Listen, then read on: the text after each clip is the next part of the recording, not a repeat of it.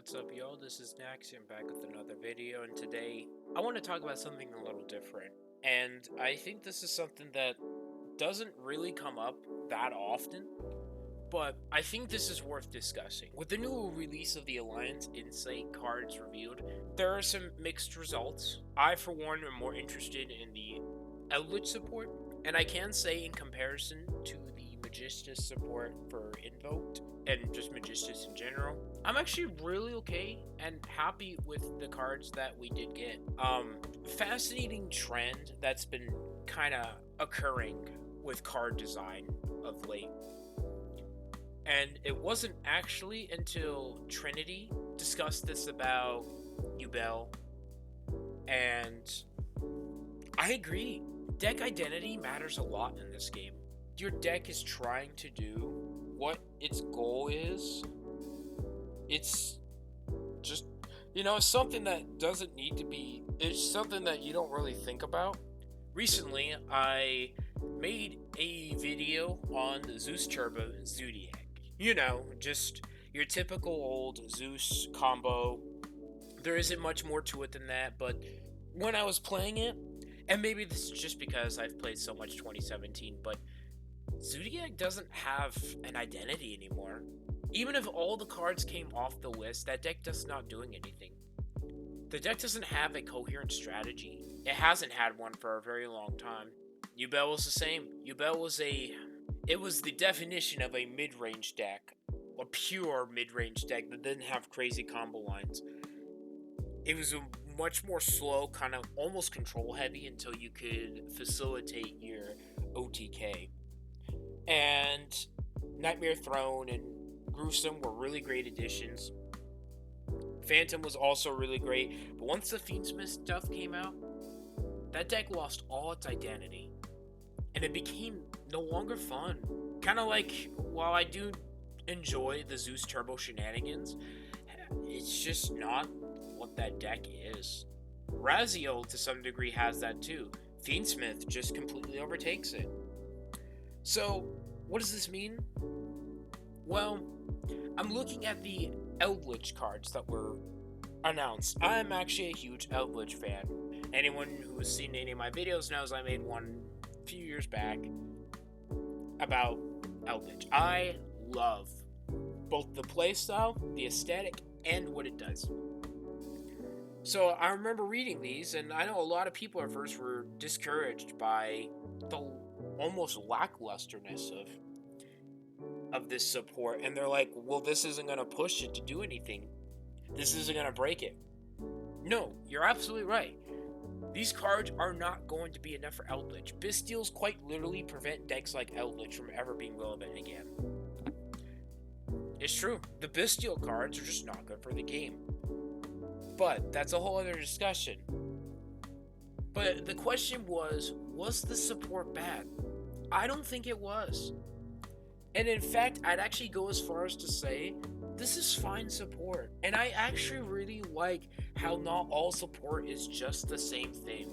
It's like with the Life Twin stuff. I know quite a few people in the community, and I'm not some expert, but based off what I've seen with the Life Twin stuff, it allows that deck to play through one additional hand trap. That's really cool. With the new Eldritch stuff, it gives the deck a much better OTK line, and it gives it that much more control aspect and grindiness. But it's nothing crazy. There's no Omni Negates, there's no one card starters, there's none of that. They took clever design in the deck's flaws and just buffed it up a little bit. And I think these kind of designs are fine. For me, when I looked at these Eldritch cards, I actually didn't think to myself, the deck lost its identity. It's now doing something it's not supposed to do. Right? It's so easy to print busted support where now it's just not playing the way it is. So I know when I get the chance to play these, I'm going to enjoy it. This is more of a video for Konami in general, but you have to be very careful when it comes to giving support to monsters or archetypes that might need it, or just wanting to make support in general. It's kind of like how the Skull Servant stuff isn't bad. It fits exactly into what that deck's trying to go for. It just gives more of that utility, and there's nothing wrong with it.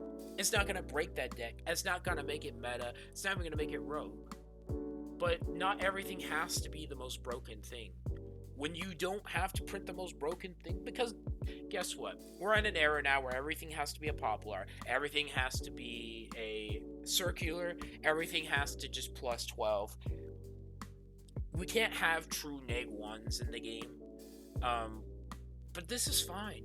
And I actually think Konami should not be so afraid to do stuff like this, because I know they try really hard to make a lot of decks not playable. They want a lot of diversity. It looks like in recent years they've really been pushing for it.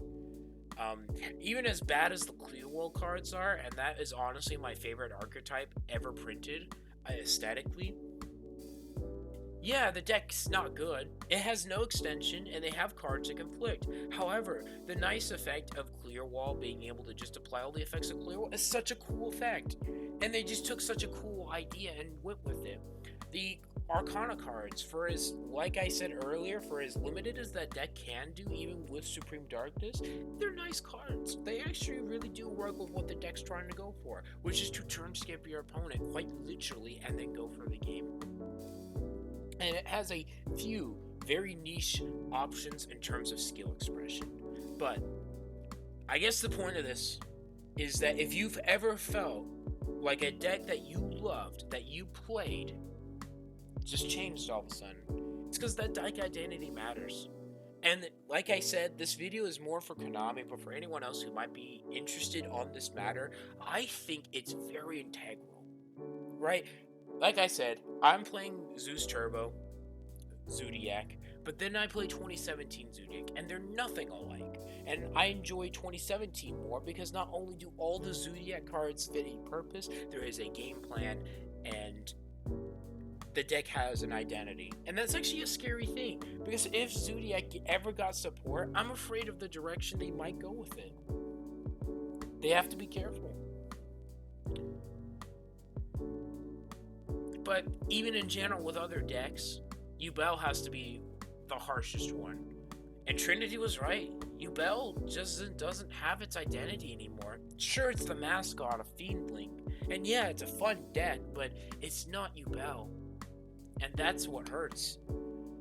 So, when I see people complain about the power level of these new cards, I think it's very important to remember that the deck remaining as what the deck is intended for matters a lot more in terms of enjoyment and longevity than it being the most broken thing. Not every deck needs a Baron, not every deck needs a Circular, not every deck needs a Popular. You can tell when the lazy design goes into. I mean, you can look at the Gem Knights, you can look at the Magistus. Yeah, I'm gonna say it's a little lazy in terms of design, but... And then you see stuff like this where they give a very niche and specific few cards, and not only does it just make it nicer, but it doesn't break the deck. And the deck still plays exactly as it's supposed to be. Eldritch is a floodgate deck, it's a grind deck. Its entire game plan is to outgrind your opponent. Now we have even more support that complements this without completely breaking it. All we've simply done is give more utility in that grind, more slight OTK options, and more of that recursion so it can facilitate. But there's no negates, there's none of these overtly broken cards, and I really like that design, and I think this is something that should be actually complimented and something that should be looked forward to more. Not every deck in the game has to be the most broken. Eldritch is still fine. Yeah, it's power crept, and it's even with the support, it's not really gonna push it, but it's nice, right? You're not always going to have to go to a regional and do phenomenal with it. You can just play Horse Eldritch, but all I can say is welcome back Eldritch, and I really am happy with the design of these cards. They don't feel unfair. They feel like they work with the deck identity. And both in terms for Konami, it's very important to design cards that fit with the game deck's philosophy. And yes, I'm not saying that these random cards do not just fit with the deck, but Yeah, just have to be careful with copy and pasting circular effects, popular effects, and omni negates. This is a really nice addition. I'm really looking forward to these cards, and I think there's just a lot of great potential that can be had. The problem will always be if you're going to give stuff, just always keep in mind that I think for many players, whether they realize it or not, it's probably for the best that you keep it in line with what the deck is trying to go for instead of just trying to change it up. And I think that honors both the intent, but also you just try to make what is work better. So yeah, I mean that's all I have to say about it. I'm really excited with frankly, a lot of these cards that are coming out. They don't have to be the most broken things, but it'll be nice to play around with. And of course, I'm a huge Eldritch fan, so I felt like I should make something about it. But these are just really nice additions to the game that I'm just gonna be so excited to play out.